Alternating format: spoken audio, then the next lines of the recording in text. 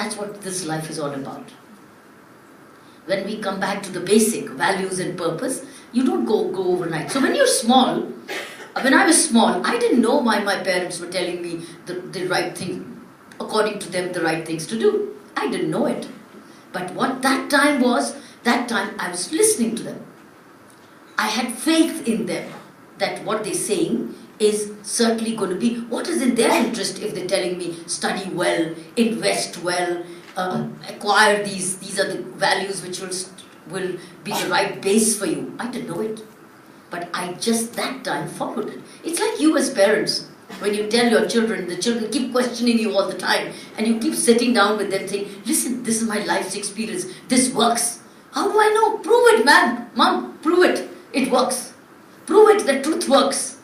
Prove it that honesty works. Look at my friend, another person who's acquired wealth by all possible means. He's the richest. He's all the time on the television, and I'm not there. But then you tell them one day he will get exposed, and then you'll see probably a film of him going to jail.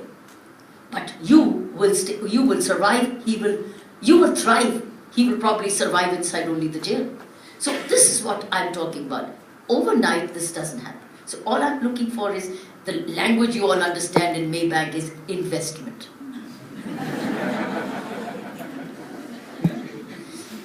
So in a way, every day is an investment. And you see, if you make the right investments, what happens? You make the right investments, they multiply. But if you waste it, it all dissipates. Isn't it?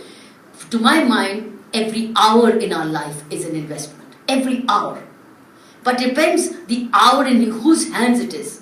If it is in the hands of a criminal, he can waste it. But if it's an hour in our hands who know how to invest it, how much we can. So it all depends on how we grow. I'm looking at the base.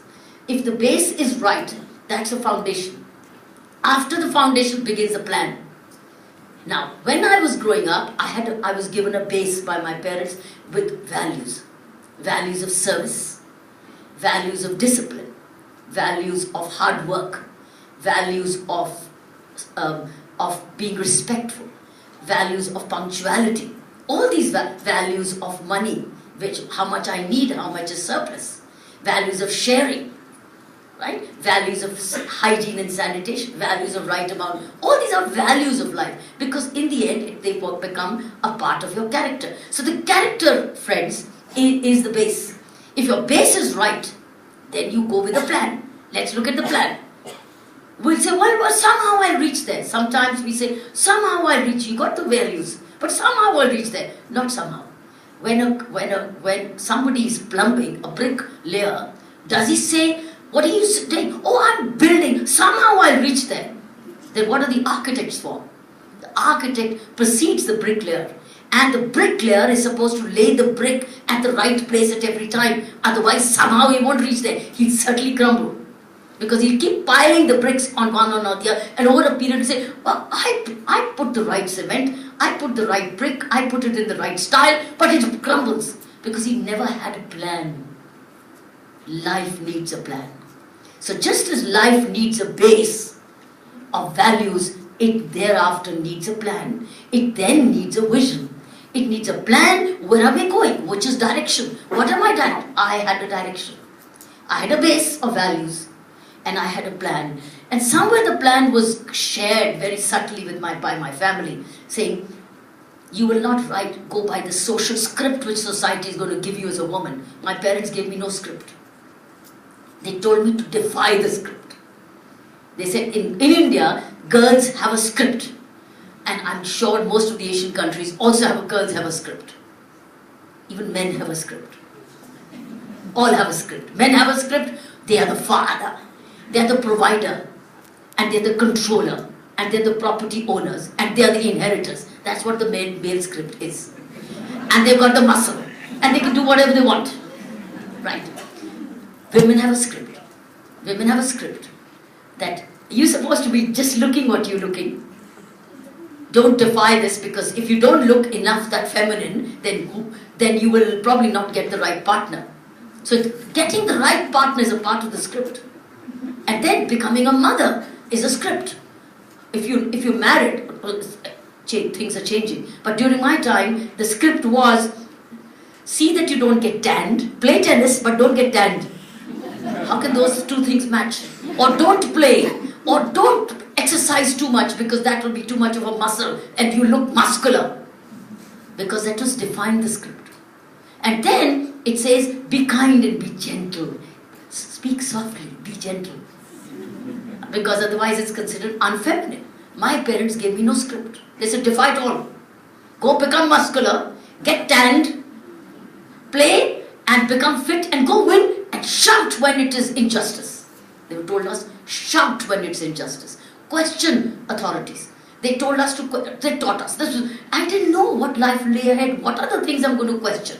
But then, that's the time a plan was developing to defy the script.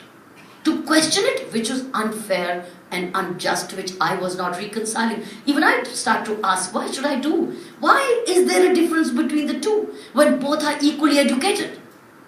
So the script started to get defied. That's when a plan emerged. And plan was, when I'm being as well as educated as any one of my brothers and sisters, I had no brother, fortunately. It was all sisters in the family. And when I'm as good as my male friends are, then I step in equally. I march with them equally. I work with them equally. And now between the two, it's a survival of the fittest. Whoever does better goes ahead. Who doesn't? So this, you see, the second was a plan. Plan to do what? Question. Question conventions which are irrational. Question conventions which defy reason. Another word for being irrational. Or it is just gender-based. That's how then the plan emerged. Well, now comes, what do I want in that plan? Do I want a multi-storied 51 floors? And do I want to live on the 49th floor as Rajiv Peshawar lives? Or do I need to, for me a ground floor is enough? It was now, what do I need? So my needs now were not where I live, what do I do which makes my living? That is how the plan emerged. And now the plan was, do I have a lot of money and get into entrepreneurship and business, or do I have a lot of people serving? So it's people versus money. Business also is people. So it's through money you reach people. In this case, through chair you reach people. Through a position you reach people. And that to my mind was the end. It may not have resources, but it had people. And it had state authority. That's how policing came. So you see, the base, the plan, and then what is my destination? What's my journey? And why? And the why came in that I wanted to grow up to serve my country and serve my people. See, this is how I remember when I was a national champion at the age of 16. Shabri told you I was a national champion at the senior level. When I was 16, I was a national junior champion. By the way, I played a lot of tennis with a Malaysian girl. And I've been looking for her all the time, every time I've come back to this country. It's called Radhika Menon. Has any one of you heard of her? She was national champion in Malaysia in the 60s and the early 70s. She used to come to India to play competitive tennis. And she and I played a lot of matches together. And every time I come to Malaysia, I look for Radhika Menon. Say, do any one of you know where? I even try to Google her, unless she's changed her name. But there are a lot of Radhika Menons, but there's nothing called tennis in that.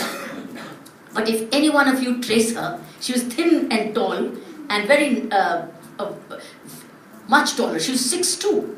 She was very good, thin, tall, and had a very good serve because she had a height. So at the age of 16, when I became the national champion, people used to come up, good children used to come and say, can you sign an autograph? I used to sign. You know what I used to sign? It's amazing. Now, I scribble. There I used to sign, be somebody in your life. Now, just a scribble. I think too much for myself. This is bad. I need to come back to remain somebody in your life. I used to write, be somebody in your life. I didn't even know what this meant, but I wrote. Because the final goal was, I've not to be one of the crowd. I will stand out. In fact, this is what in this movie was. I think I wanted to be outstanding. Somebody asked me, what do you want? Why do you want that? Why do you want that which I wanted? Because I wanted to be somebody in my country, to serve my country, to be a cop. All this is linked with what do you want in the end. So it's like, what do you want? Do you want to be somebody in your life? Somebody, and what kind of finally legacy do you need? What is the memory you want to leave behind? What is the contribution you want to leave? This is the whole journey of life, my friends. But it starts from the base and it ends with, what is it that you want to leave behind? Do you want to say, thank you for all you did, Dad? Thank you for all you left for me, Mom? Or saying, wish, Dad, Mom, you could have relived your lives. And or colleagues saying, you had so much of resource within you, you did not deliver enough. Or you said you performed more than you had. I think all of us at the end of the day, there's a story of a whistle, there's a story of a wheelchair, rocking chair. Go sit on a rocking chair. Those of you who have it at home, or you can rock yourself. You rock yourself. When I say rock yourself, rock up. Look at yourself as a 12-year-old, as a 16-year-old, or as a 10-year-old, or a teenager or a child, and ask yourself, what could I have done differently? If I had known at that time is not going to stay. What could have I done differently? I know what I could have done differently. I re-look at my school time and I say, well, I did the following, but this is what more I could do. If I had known the rewards of it as it is now, then having done that, I look back a little. I hope to make it to 80. What would I like to be when I'm 80? 80, how would I like to look at now? From 80 to now. What should be I doing? If I were 80 and I would look at my age of now 63, I would look at and say, what could you have done differently? So that at 80, I could say, of course, I was wise already at 63. I knew that what I would plan, look at 80, when I'm 80, that I did it. Right? This is called the rocking chair. So that when I am 80, I don't regret, oh God, those days are beautifully gone. Look, be a rocking chair sometimes. So rock, fall. Because the past can't come back. The future is yet to be, but the future can be sought, can be looked into. What is it that I would like to look at? Would I like to look fit the way I am? Would I like to be knowledgeable? Would I be IT savvy? Would I have lovely community, beautiful family relationships? Would I like to have a lot of friends? Would I like to have a great saving? All that. Look at that. What could have I done? Could have I saved better? Could have I invested better? Not only money, into relationships, into work. I think rocking chair is one thing which I constantly do, and I can tell you every hour of mine has become very, very productive. If you ask me last few days what I could have done better, I would say, I wish I had a few more hours to sleep. That's it. There's nothing more I can learn because there's no margin of doing things better. There is such intensity in all I do, but there's no stress in this because it's all by choice. I'm doing it because I want to do it. Not that I have a choice not to do it. But I do it because I like doing it. That's the way it is. And I want to not look back tomorrow. I wish I'd come to Maybank today. I could have, instead of being at home in the same chair. I don't want to feel that. So I do it. So that means every day getting out of your comfort zones. Every day.